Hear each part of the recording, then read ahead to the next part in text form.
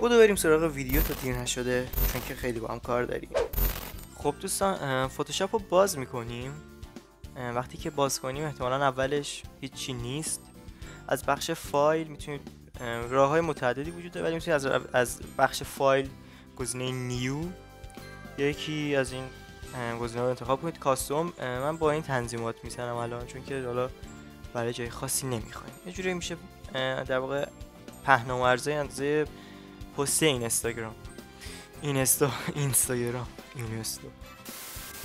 پیکسل بذارید، اینم پیکسل بذارید. چیزی منطقیه. میتونم رزولوشن رو 300 بذارید. دقیقاً همین تنظیمات رو میتونید بذارید. خب کرییت رو میزنیم. اینجا برامون یه صفحه‌ای باز میشه. خیلی جالبه. مثلا میتونید توی نقاشی کنید. بک‌گراند مثلا توی من سفید میندازم، ولی هیچ فرقی نمی‌کرد. حالا اصلا بک‌گراند نندازی با همون صفحه سیاه سفیده باشه. ببینید چشمشو برداریم زیاد هیچ فرقی نمی‌کنه. ولی حالا یه دونه میندازم، نگید ننداختید. سوژه‌مون هم میاریم. پیشرو رو ما میاریم. با کیفیتش کردم اوکی عکسش، یعنی راحت میشه باشه کارایی که برای هایلایت عالیه به نظر من برای این آموزش این ویدیو. این رو من فکر میکنم سلکت سابجکت، چون که بچه نسخه قدیمی فتوشاپ من خیلی خطای زیادی داره این در واقع جدا کردن بک‌گراندش، ولی حالا میزنیم اگه کارمون سریعتر پیش ببره خیلی بهتره. یه چک سوسکی هم میکنیم که ببینیم اوکی، مثلا اینجاشو میتونیم ما با این روش یه ذره بهتر کنیم، ترمیمش کنیم. میایید از این بخش مسکش میکنید که بک‌گراندش حذف شه. ایزی میبینید که ببینید قبلش این بود، مسکش کنیم میره.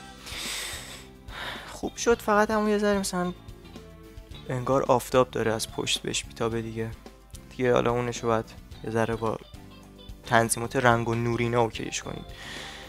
این بخش ذره بزرگ و کوچیکش کنید، شاید یه ذره مثلا کیفیت رو برای شما پایین بیاره، ذره درد سرساز بشه. توصیه من اینه که روش یه دونه راست کلیک کنید و کانورت تو اسمارت آبجکت رو بزنید که همچین درصدی نداشته باشید و با کنترل تی میتونید سلکت کنید و بزرگ و کوچیکش کنید. معمولا باید سوژه یه جوری باشه که مثلا دیده شه. کوچیکش کنید خیلی مسخره میشه. مثلا اینطوری اینقدر باشه، برای مگر اینکه سوژه زیاد باشه دیگه. برای یک پست مثلا اینستاگرام سوژه اینقدر باشه خیلی مسخره است. باید اندازش استاندارد باشه و هر وقت خودتون تشخیص میدید دیگه کافیه. این یه ذره تنظیم نور کنم و یه راست دیگه بریم سراغ همون هایلایت.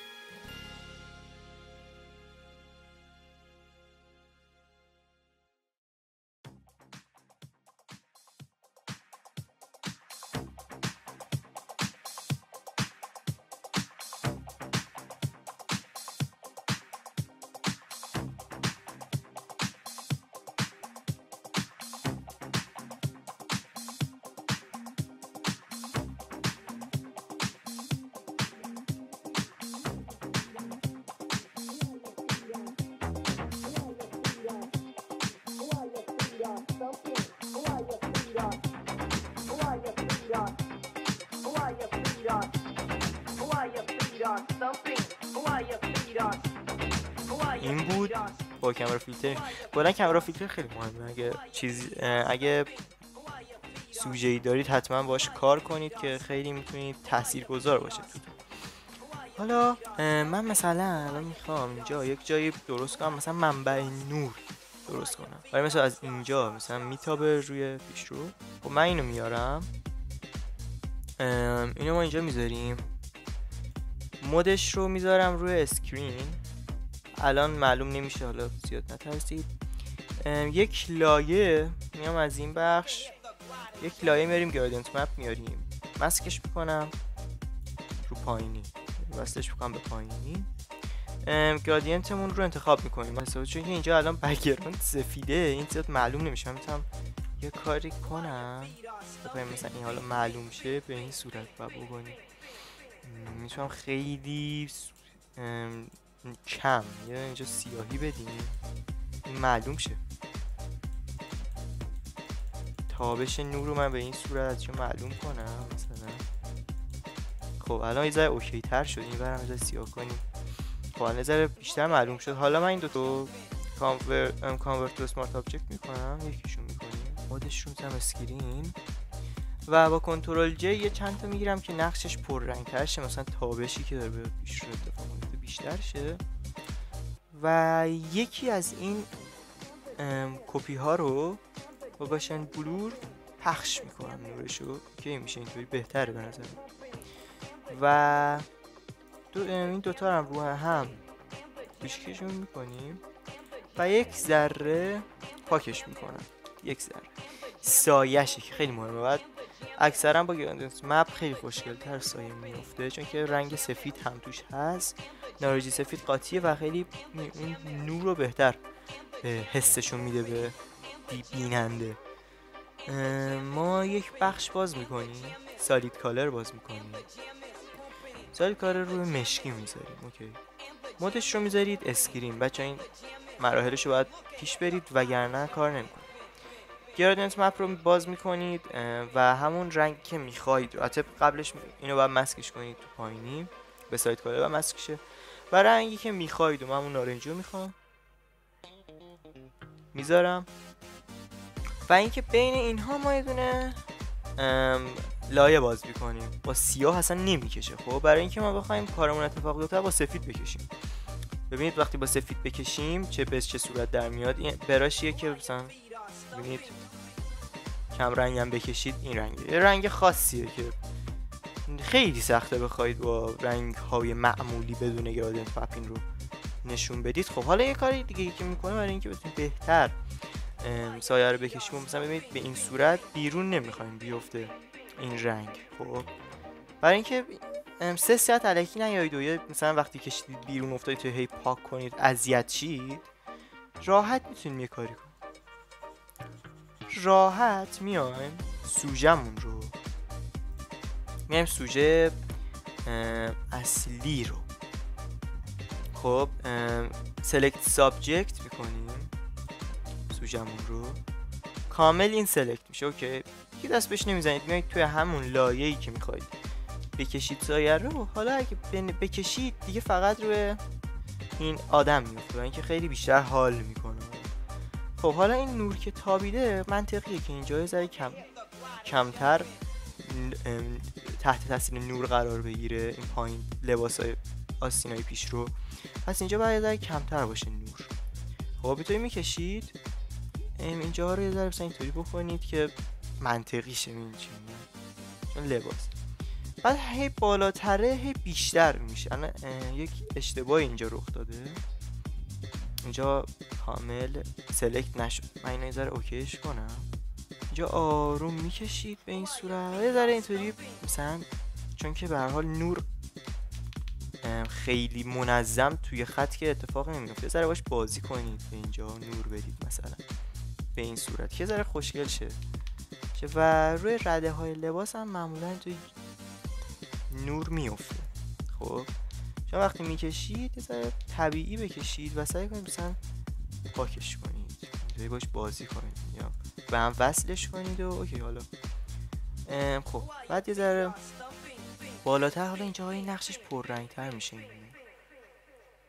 این نور نقشش دیگه پررنگ داره میشه. اینجا به این صورت میتونیم مثلا یه ذره اینجا باش بازی کنید، اینجا رو ذره پررنگ کنید.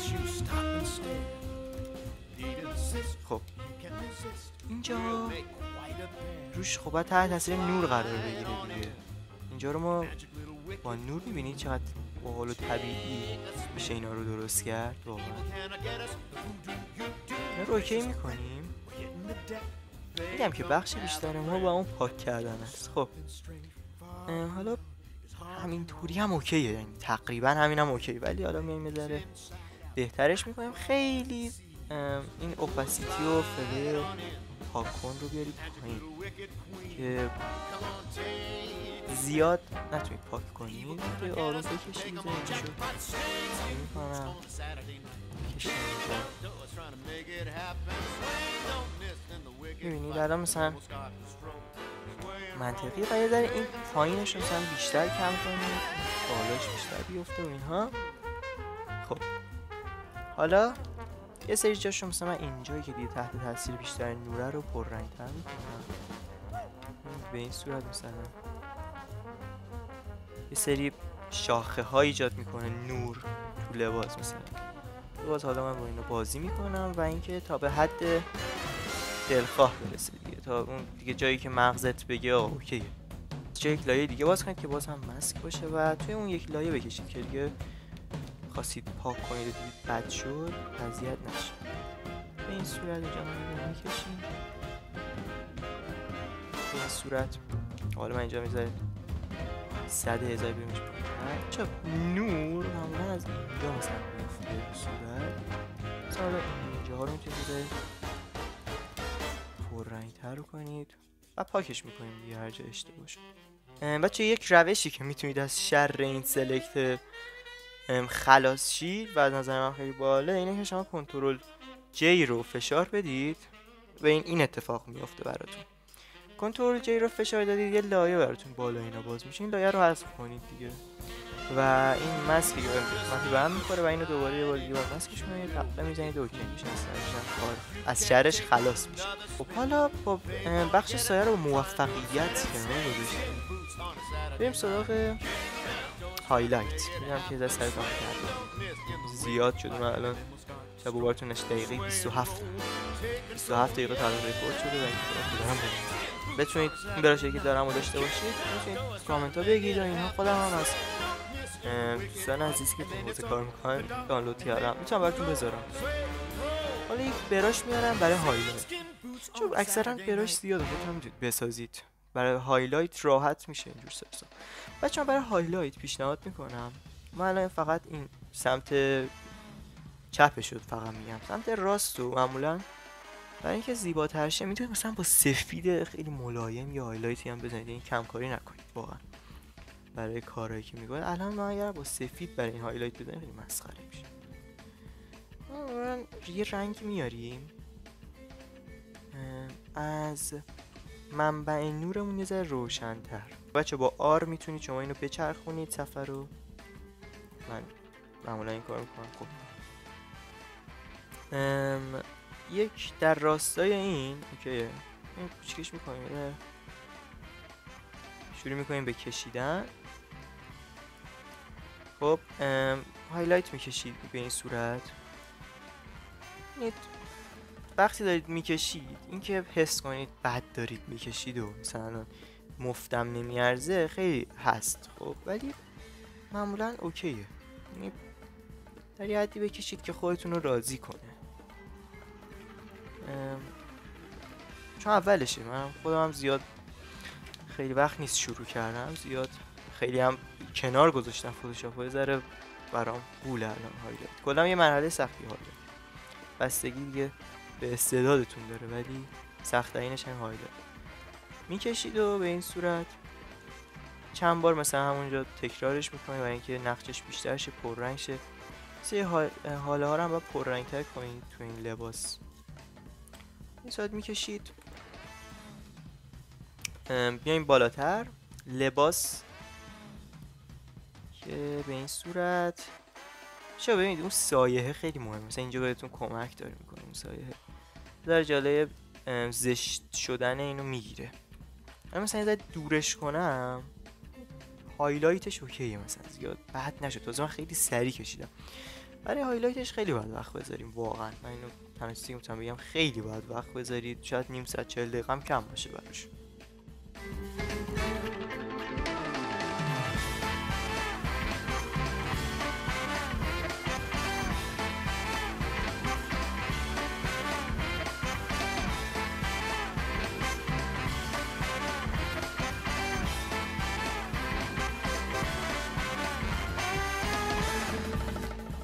بچه خب من آره یه ذره مثلا بیشتر برای این هایلایت وقت گذاشتم.